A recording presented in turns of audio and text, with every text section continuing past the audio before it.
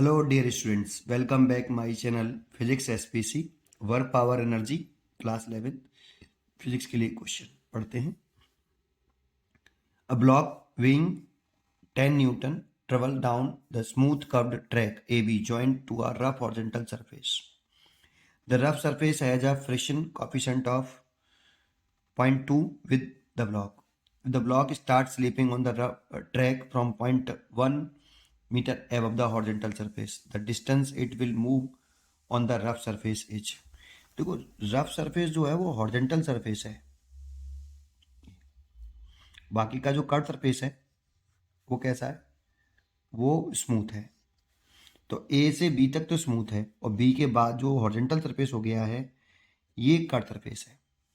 तो पूछ रहा है कि कितनी डिस्टेंस चल के वो रफ सरफेस पर रुक जाएगा। तो मान लो कि यहाँ पे तो इनिशियल वेलोसिटी जीरो है, यहाँ से ये जब ये ब्लॉक सरक के आएगा तो इसकी स्पीड लेट कर लो कि v है, और जब ये सी पॉइंट पे पहुंचेगा तो इसकी ये स्टॉप हो गया यहाँ पे, इसकी वेलोसिटी जीरो मान ली, दिस इज ए स्टॉप। तो ये कितनी डिस्टेंस चल लिया, डी डिस्टेंस चल लिया यहाँ से यहाँ तक, ये डी हमसे पूछ रहा है। ठीक, ये रफ सरफेसेस है आपका। देखो ए से बी तक तो हम कंजर्वेशन ऑफ मैकेनिकल एनर्जी लगा सकते हैं, और वैसे तो हम ए से सी तक सीधा वर्क पावर एनर्जी लगाएं तो फिर यहाँ से यहाँ तक तो फ्रिक्शन फोर्स इन्वॉल्व नहीं है, फिर यहाँ से यहाँ तक फ्रिक्शन फोर्स इन्वॉल्व हो गया, इसीलिए हम क्या कर रहे हैं, पहले ए से बी तक कर रहे हैं फिर बी से सी तक करेंगे, है ना। तो पहले ए टू बी हम लिख सकते हैं smooth surface, smooth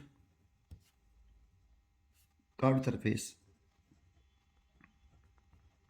curved surface A be using conservation of mechanical energy, क्योंकि यहां पर केवल कंजर्वेटिव फोर्स लग रहा है, ग्रेविटेशनल फोर्स, केवल ग्रेविटेशनल फोर्स लग रहा है, ये जीरो नहीं है, नॉन कंजर्वेटिव फोर्स जीरो है। ठीक, नॉन कंजर्वेटिव फोर्स आपके वो जीरो है, इसीलिए लिख सकते हैं kinetic energy initial plus potential energy initial, A लिख दूं तो ज़्यादा बेटर है, kinetic energy at point A, potential energy at point B A, और kinetic energy at point B plus potential energy at point B.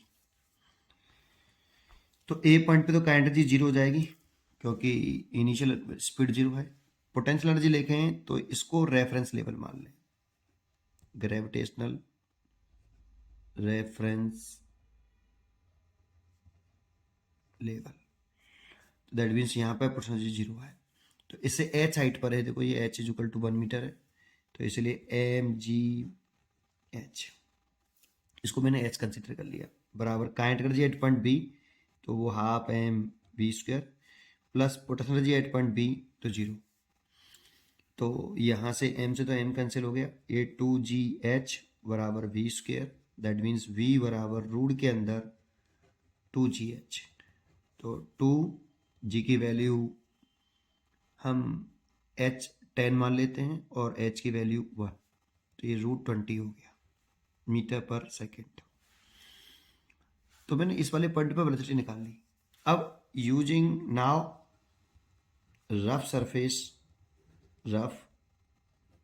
Surface B2C according to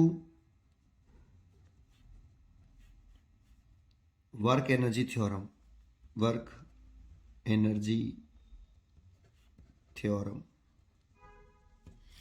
burden by all forces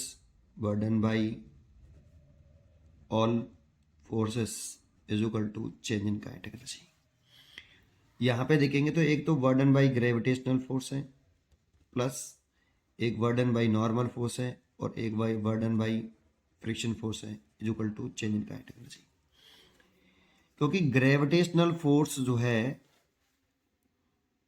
gravitational force जो है that means M G is perpendicular to displacement D, क्योंकि mg नीचे तरफ लग रहा होगा और displacement आपका आगे की तरफ है ये, तो एंगल 90 डिग्री है, इसलिए बर्डन बाई ग्रेविटेशनल फोर्स 0।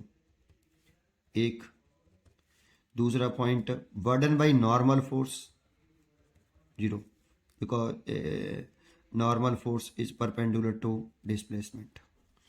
यहाँ पे नॉर्मल फोर्स से भी ये परपेंडिकुलर होगा, इसलिए ये भी 0, लेकिन फ्रिक्शन फोर्स ऐसे लग रहा होगा पीछे की तरफ, इसलिए बर्डन बाई फ्रिक्शन फोर्स होगा यहाँ पे।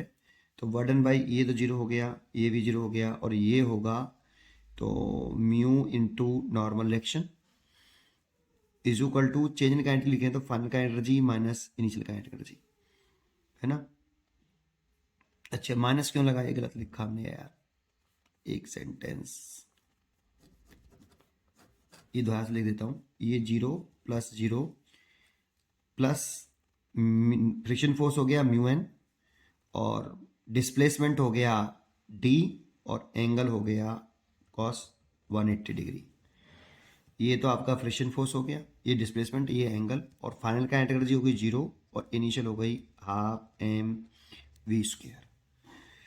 म्यू एन की वैल्यू ले सकते हैं हम एम जी, क्योंकि यहाँ पे here N is equal to M G है, और डिस्प्लेसमेंट डी हो गया, और कॉस 180 की वैल्यू -1, मैंने बस गई हाफ एम स्क्वायर, एम से तो एम कैंसिल, एन ये माइनस से माइनस कैंसिल कर सकते हो आप। नेक्स्ट पेज पर देखते हैं। इसमें नेक्स्ट पेज पर अगर देखें इसमें हम, तो यहाँ से मेरे को फाइंड आउट क्या करना है, डी निकालना है।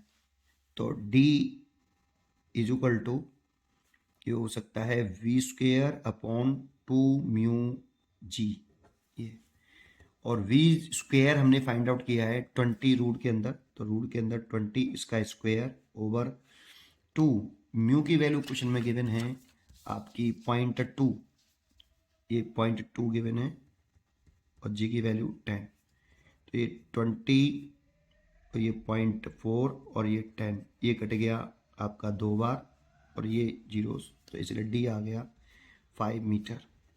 ये देखो D is equal to 5 metre, इसका आंसर हो गया ए।